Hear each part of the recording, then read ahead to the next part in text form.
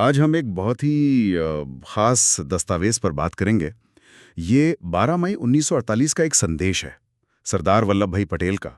मसूरी से भेजा गया था कश्मीर की जनता के लिए। बिल्कुल। और ये कश्मीर के स्वतंत्रता समारोह से ठीक एक दिन पहले की बात है। बिल्कुल, और ये समझना जरूरी है कि सरदार पटेल उस वक्त खुद वहां नहीं जा सकते थे।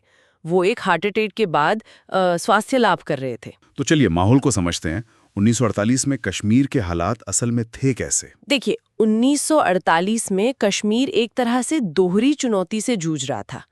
एक तरफ तो बाहरी हमलावर थे, हाँ, कबायली आक्रमण। सही, और दूसरी तरफ सालों के संघर्ष के बाद शेख अब्दुल्ला के नेतृत्व में एक लोकप्रिय सरकार अभी अभी बनी ही थी। तो बहुत नाजुक समय था। बहुत ज्यादा। शेख अब्दुल्ला ने खुद पटेल को एक खत में लिखा था कि ये एक लंबे और कड़े संघर्ष का नतीजा था। अच्छा। और इसी माहौल में पटेल का ये संदेश आता है। मुझे इसमें सबसे दिलचस्प बात ये लगती है कि उन्होंने भविष्य को लेकर जो सलाह दी, हाँ, वो बहुत अलग थी। उन्होंने कहा कि अतीत की कड़वाहट को भूल जाओ। बिल्कुल। उनका सीधा संदेश था कि पुरानी कड़वी यादों का असर आज के अच्छे रिश्तों पर नहीं पड़ना चाहिए। ये अपने आप में एक बड़ी बात थी। और अपनी बात को समझाने के लिए उन्होंने बहुत ही मजबूत उदाहरण भी दिया। हाँ, अंग्रेजों का। वही तो, ये थोड़ा अजीब नहीं लगता? जिनसे आजादी के लिए इतनी लंबी लड़ाई लड़ी गई, उन्हीं का उदाहरण। देखिए, यही तो इस संदेश की खासियत है। हाँ। ये दिखाता है कि पटेल के लिए व्यावहारिक साझेदारी ऐतिहासिक दुश्मनी से ज्यादा जरूरी थी। राष्ट्र निर्माण भावनाओं से ऊपर है। एकदम।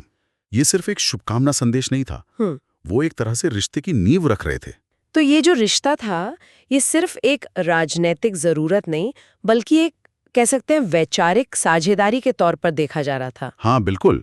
और इसी नींव का सबसे मजबूत पत्थर था समान आदर्शों और साझा लक्ष्यों पर जोर देना। अच्छा, ये रिश्ता सिर्फ एक विलय नहीं है, ये एक नैतिक साझेदारी है। ये भारत की गहरी सहानुभूति थी, आप कह सकती हैं, कश्मीर के अपने स्वतंत्रता संग्राम के लिए। तो कुल मिलाकर सरदार पटेल का ये संदेश सिर्फ एक शुभकामना नहीं था, बल्कि एकता, सहयोग और एक साझा भविष्य का एक साफ रोड मैप थे, और वो भी इतने नाजुक समय में। सही बात है। और यही से एक जरूरी सवाल उठता है। 1948 का ये संदेश, जो साझा आदर्शों और कड़वाहट को पीछे छोड़ने पर इतना जोर देता है, आज के समय में उस लंबे और जटिल इतिहास को समझने के लिए हमें क्या नया नजरिया दे सकता है जो उसके बाद आया?